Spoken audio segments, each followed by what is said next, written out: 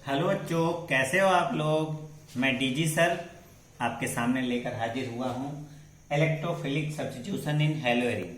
आप लोग देख रहे हैं मेरा YouTube channel DG sir chemistry classes.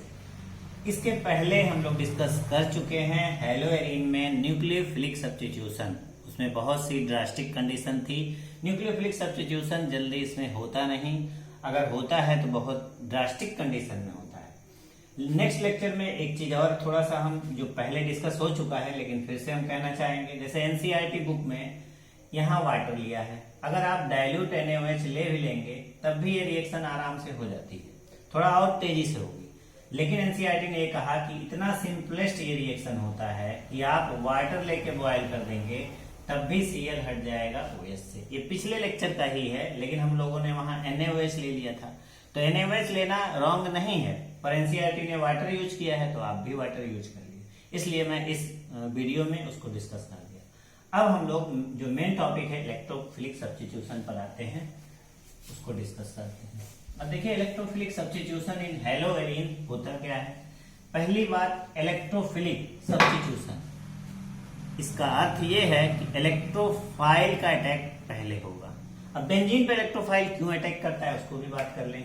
क्योंकि बेंजीन एक डबल बॉन्डेड कंपाउंड है, और जो डबल बॉन्डेड कंपाउंड होते हैं वो खुद एक न्यूक्लियोफाइल होते हैं, तो इसलिए इलेक्ट्रोफाइल पर का अटैक इस पर आसानी से हो सकता है। और रही क्लोरीन की बात, अगर क्लोरीन लगा देंगे तो क्या इफेक्ट होगा। क्लोरीन के पास होता है लोन पेयर जो इसको रेजोनेंस कर जाता है इसमें, और अगर रेजोनेंस कर जाएगा तो इलेक्ट्रॉन डेंसिटी बढ़ा देता है, और कहाँ बढ़ाता है, आर्थो और पैरा पर। इसलिए आने वाला नया ग्रुप कहाँ जुड़ेगा, आर्थो और पैरा पर, इसलिए हम इसे आर्थो पैरा डायरेक्टिंग भी कहते हैं। थोड़ा सा डीएक्टिवेट भी करता है, लेकिन वो हम आगे डिस्कस करेंगे। लेकिन आर्थो पैरा पर ओवरऑल बढ़ता है, इसलिए आर्थो पैरा डायरेक्टिंग भी इसको कहते हैं। अब चलिए हम इसका अगर रेजोनेटिंग स्ट्रक्चर बना के देख लें तो क्या होगा। क्लोरीन को का इलेक्ट्रॉन पेयर अगर इधर शिफ्ट करेंगे, ये बॉन्ड पेयर इधर शिफ्ट हो जाएगा, और क्लोरीन पर कोई चार्ज नहीं था तो प्लस चार्ज हो गया, क्योंकि दोनों इलेक्ट्रॉन शिफ्ट हो चुके हैं। और यहाँ आप देख रहे हैं ये बॉन्ड ब्रेक हो गया है, यहाँ नेगेटिव चार्ज। फिर आगे स्टेप जाएगी ये रेजोनेटिंग, फिर ये यहाँ शिफ्ट होगा, उसी समय में ये यहाँ शिफ्ट हो जाएगा, तो क्या हो गया, Cl पे प्लस। फिर आगे हम डिस्कस कर रहे हैं इसको, तो जब ये यहाँ शिफ्ट हो गया तो ये यहाँ शिफ्ट हो जाएगा, और ये स्टेप ऐसे ही है, और ये एक नया बॉन्ड बना। फिर ये यहाँ शिफ्ट होगा तो ये यहाँ शिफ्ट हो जाएगा। फिर अगला स्टेप आपका Cl प्लस डबल बॉन्ड, और ये यहाँ शिफ्ट हो जाएगा, ये यहाँ। अब फिर से अगर इसको हम दोबारा से सब्स्टिट्यूट कराते हैं तो हमारी रिएक्शन पहले जैसी हो जाएगी। जैसे देख लीजिए Cl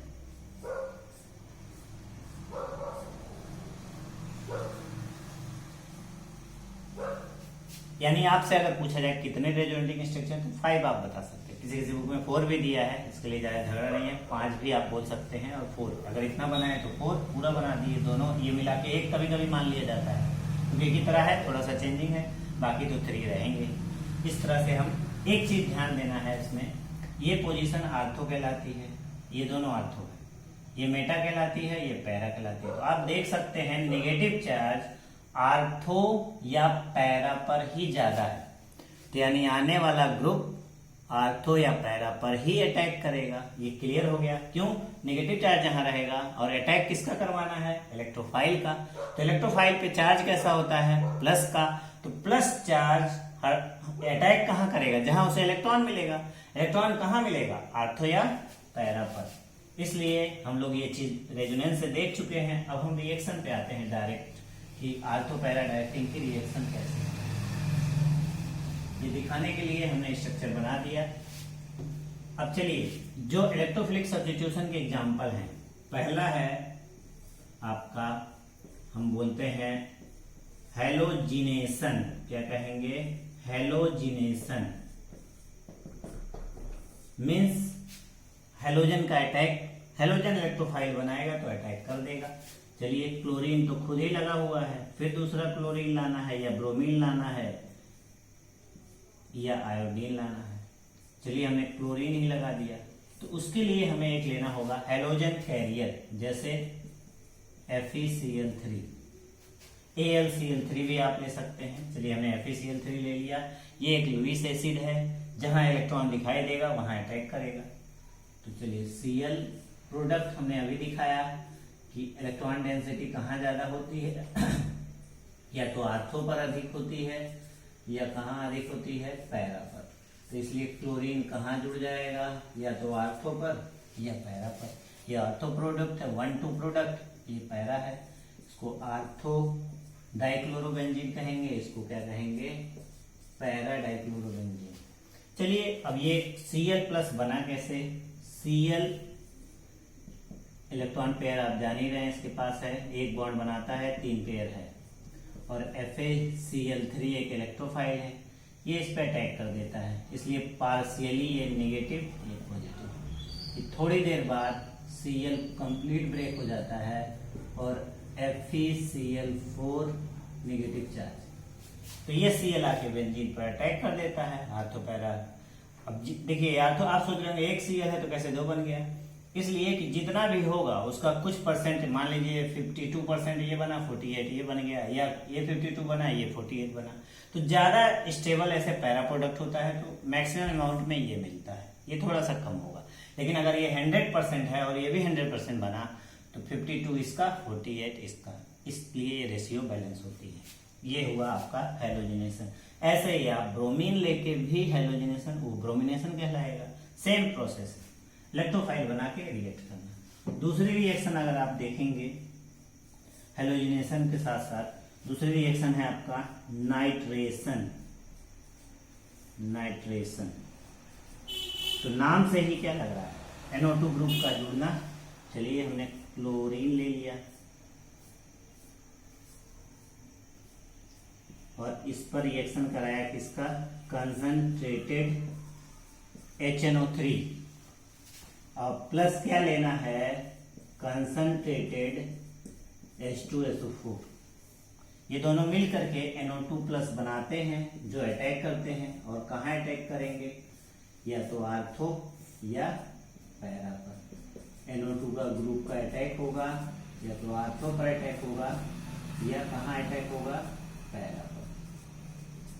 तो हम इसको ortho chloro nitrobenzene, para chloro nitrobenzene. अगर आप देखना चाहते हैं कैसे NO2 प्लस बना, तो सिंपल HO NO ऐसे हम बना दिए, प्लस H2SO4 को ब्रेक कर दिए, HSO4 माइनस और H प्लस। ये H प्लस आके इस लोन पेयर पे अटैक कर देता है। जब अटैक कर देगा तो अगले स्टेप क्या होगा, H2O प्लस बन गया, क्योंकि लोन पेयर किसने ले लिया, H ने, और यहाँ बन गया NO2। इसकी वजह से बॉन्ड ब्रेक हो जाता है और ये प्लस चार्ज इस पे चला जाता है, यहाँ बन गया आपका NO2 प्लस, और क्या बन गया, यही NO2 प्लस इलेक्ट्रोफाइल बनता है। नाइट्रेशन प्रोसेस पूछा जाता है, नाइट्रेशन में इलेक्ट्रोफाइल क्या बनता है, आप क्या कहेंगे, NO2 प्लस।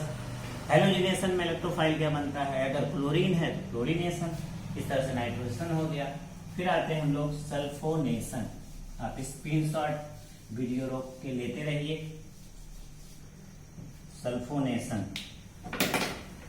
तो थर्ड प्रोसेस है सल्फोनेशन।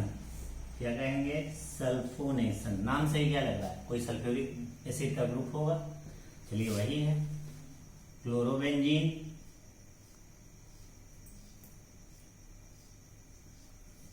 रिएक्ट करेगा किससे, concentrated H2SO4। Fuming sulphuric acid भी आप ले सकते हैं, कंसंट्रेटेड H2SO4। फ्यूमिंग कह दिया तो कोई प्रॉब्लम नहीं, डायरेक्ट SO3 उसमें प्रेजेंट होता है, थोड़ा सा हीट करना पड़ता है। तो क्लोरीन के आर्थो और पैरा पर क्या जुड़ेगा, SO3H। क्या जुड़ेगा, SO3H। तो आर्थोक्लोरो sulphonic acid, parachloro sulphonic acid इसका नाम हुआ। चलिए अब H2SO4 बनता कैसे है उसको हम लोग डिस्कस कर लेते हैं।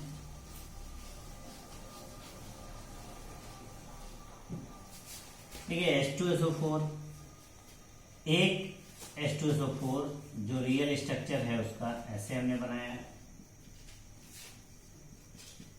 और एक को हमने बनाया H+HSO4-। H+ अटैक किस पे करेगा, जब अटैक करेगा तो क्या बनेगा, HO और HN+, जिसकी वजह से ऑक्सीजन पे प्लस चार्ज हो नहीं सकता है, इसलिए बॉन्ड ब्रेक हो जाएगा। अगर बॉन्ड ब्रेक हुआ तो प्लस सल्फर पे आ गया, HOS डबल बॉन्ड, और सल्फर पे भी प्लस चार्ज होना यानी रेजोनेंस पॉसिबल है, ये बॉन्ड इधर शिफ्ट कर हो जाएगा तो ये अलग हो गए, यानी ये बना SO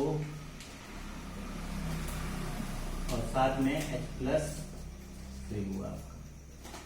तो ये H+ चूंकि कैटलिस्ट द्वारा दिया गया था, वो कैटलिस्ट अपना H+ वापस ले लेगा। अब SO3 इलेक्ट्रोफाइल बना। देखिए SO3 क्या करता है, SO3 यहाँ पे अटैक कर देगा, किस पर, क्लोरीन पर। क्लोरीन आर्थोपैरा पर इलेक्ट्रॉन डेंसिटी बढ़ाया ही है। अब सपोज करिए यहाँ H है, ये बॉन्ड इधर शिफ्ट हुआ, क्योंकि ये लोन पेयर इधर शिफ्ट होता है, तो जब ये बॉन्ड इधर शिफ्ट होगा तो Cl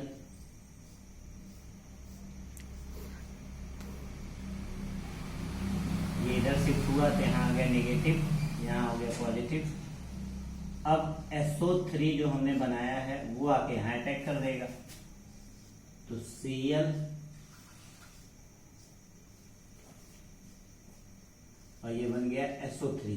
चूंकि SO3 पर कोई चार्ज नहीं था, नेगेटिव चार्ज लग गया तो माइनस, और जो H है वो आके जुड़ जाएगा, इसलिए बन गया SO3। यही प्रक्रिया, यही प्रोसेस पैरा पे भी हो सकता है, इसलिए प्रोडक्ट में तो हम दोनों बनाएंगे, क्योंकि जितना होगा उसका 100% बनता है।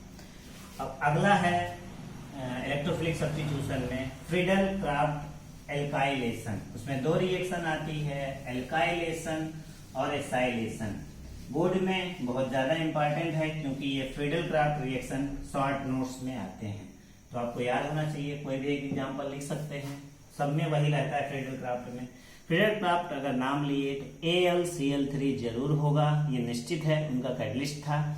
कोई दूसरा कैटलिस्ट लेके हम उसको फ्रीडल क्राफ्ट नहीं बोल सकते, इसलिए हम लोग बोलेंगे फ्रीडल क्राफ्ट। दो रिएक्शन इसमें है, एक एल्काइलेशन, एक एसाइलेशन।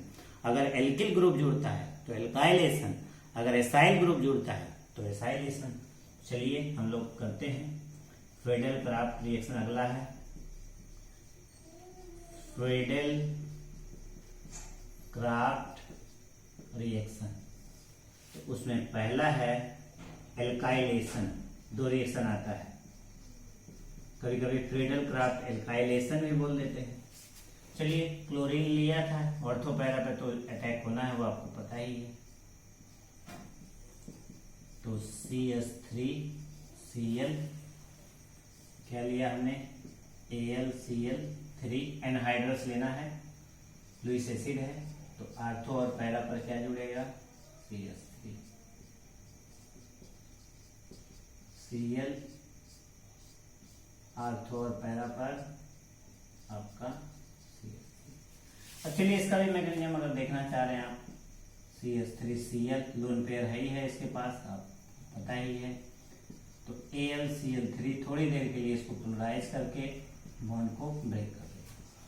क्या बन गया, जब पोलराइज कर दिया तो बन गया CH3+, और ये बन गया AlCl4-। ये CH3+ इसे ऑर्थोपैरा पे अटैक कर देगा हमारा प्रोडक्ट। सेकेंड जो था हमारा, उसको कहते हैं एसाइलेशन। क्या कहते हैं, एसाइलेशन। इसका मीन एसाइल ग्रुप अटैक करेगा। चलिए क्लोरोबेंजीन ले लेते हैं, और एसाइल ग्रुप ले लेते हैं CH3COCl और AlCl3। यहाँ भी, अब यहाँ देखिए आप, CH3CO जुड़ेगा सेम, इसलिए इसको एसाइलेशन कहते हैं, क्योंकि इस ग्रुप का नाम क्या है, एसाइल ग्रुप, COCH3 आर्थो पर, COCH3 पैरा पर। अब एसाइल ग्रुप जुड़ गया यहाँ पे, कैसे ये होगा ये भी आप कर सकते हैं। CH3 COCl AlCl3, इसको क्या करेगा, थोड़ी देर के लिए अपने पास रखेगा, तो CH3CO प्लस, और ये क्या बन गया, AlCl। इस तरह से एल्काइलेशन और एसिलेशन हो गया। इतनी थी इलेक्ट्रोफिलिक सब्स्टिट्यूशन रिएक्शन। कुछ और भी रिएक्शन है जो हम लोग इस टॉपिक में पढ़ना है हमें। ये हेलो एरिन की रिएक्शन कंप्लीट हो जाएगी। चलिए दूसरा है रिएक्शन विथ मेटल। मेटल के साथ हमको रिएक्शन कराना है, जैसा कि हम लोग हेलो एल्केन में पढ़े थे, सेम वही प्रोसीजर है। मेटल के साथ हमको रिएक्शन करानी है। जैसे देखिए मेटल में पहला है मैग्नीशियम के साथ हमको रिएक्शन कराना है। सपोज करिए तो बेंजीन रिंग ले लें, क्लोरोबेंजीन, अगर मैग्नीशियम से ईथर के प्रेजेंस में करा दे रिएक्शन।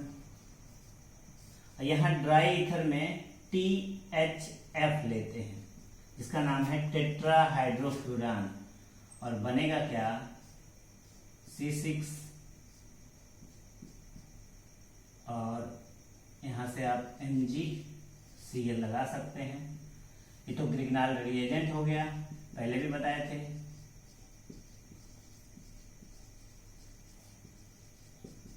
और टेट्राहाइड्रोफ्यूरान इसका पूरा नाम है।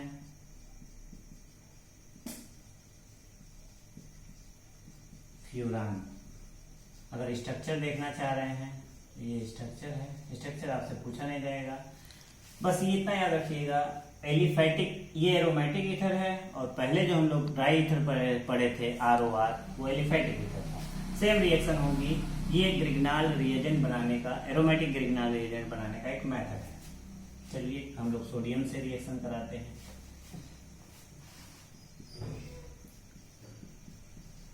Reaction with sodium. सोडियम से कई रिएक्शन होती है, वुड्स फिटिंग और फिटिंग रिएक्शन। यहाँ वुड्स रिएक्शन नहीं होगी क्योंकि वुड्स रिएक्शन एलिफैटिक हैलाइड के लिए, ये एरोमेटिक हैलाइड है। अगर दो एरोमेटिक हैलाइड हम लोग ले लेते हैं, जैसे और 2Na ले लिए,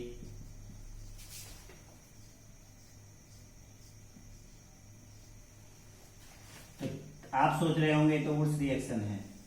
इसको वुड्स नहीं बोलेंगे, इसको फिटिंग रिएक्शन बोलेंगे। ये चूंकि एरोमेटिक लिया गया है, यानी प्रोडक्ट तो हमारा बाइफेनाइल बना,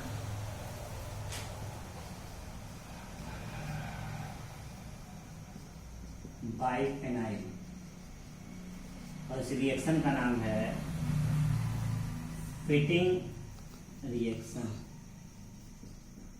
वुड्स रिएक्शन क्या होता है, 2 mole of alkyl halide sodium से रिएक्ट करेगा। आपका ड्राई ईथर रहता है, वो तो रहेगा ही रहेगा। एरोमेटिक ईथर इसमें लेना है, बाइफिनाइल बन गया। चलिए अगर हम लोग एक एलिफैटिक और एक एरोमेटिक ले लें तब क्या होगा, तब उसे हम वुड्स फिटिंग कहेंगे। फिटिंग का मतलब दोनों एरोमेटिक होना चाहिए, और वुड्स का मतलब दोनों एलिफैटिक होना चाहिए। एक एरोमेटिक और एक एलिफैटिक अगर ले लिए, प्रोडक्ट तो सेम बनेगा, तो ये कहलाएगा वुड्स फिटिंग रिएक्शन। तो टॉल्यूइन बनाने का एक मेथड है, ये कहलाएगा वुड्स फिटिंग रिएक्शन। तो आप याद रखिएगा, वुड्स का मतलब एलिफैटिक, फिटिंग का means aromatic, Wurtz Fittig means aliphatic as well as aromatic. चलिए एक रिएक्शन इसी तरह और है कॉपर के साथ, उल्मान रिएक्शन उसको कहते हैं।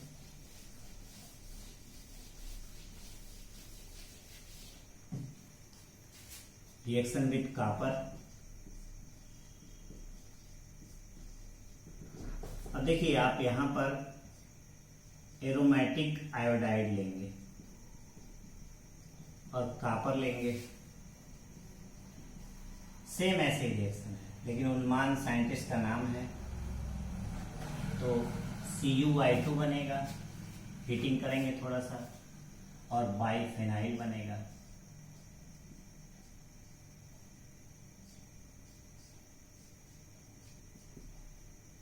इसका नाम है बाइफेनाइल। ये रिएक्शन क्या कहलाएगी? उल्मान रिएक्शन। ये भी बहुत पूछा जाता है, उल्मान रिएक्शन कौन सा है? तो आप आराम से क्या कहेंगे? 2 mole of aromatic iodide plus copper, जैसे सोडियम की तरह रिएक्शन था। CuI2 साइड प्रोडक्ट बनेगा, प्लस आयोडाइड। ये रिएक्शन क्या कहलाएगी? उल्मान रिएक्शन। चलिए रिडक्शन करा देते हैं क्लोरोबेंजीन का। रिडक्शन के लिए कई कैटलिस्ट ले सकते हैं, लेकिन स्पेशली रेनिन निकिल है, सिर्फ उसी से इसका रिडक्शन होता है, क्लोरोबेंजीन का। उसको 2H चाहिए। हालांकि आप एक रिएक्शन लिथियम एल्युमिनियम हाइड्राइड से करा सकते हैं, लेकिन हम लोग लेते हैं क्या है? Raney nickel. और ये चीज कंपटीशन में कई बार पूछा है, रेनिन निकिल क्या होता है? तो आप बोलेंगे nickel aluminium alloy dissolve in NaOH known as Raney. आपको यहाँ से रिडक्शन हो जाएगा और बेंजीन बनाने का एक मेथड है ये, और आपको ऐसे। ये रहा आपका कंप्लीट एरोमेटिक की रिएक्शन। तो अगर ये वीडियो आपको पसंद आ रहा है तो सब्सक्राइब करना ना भूलें, शेयर भी करें, इसे लाइक भी करें, और thank you for watching my video.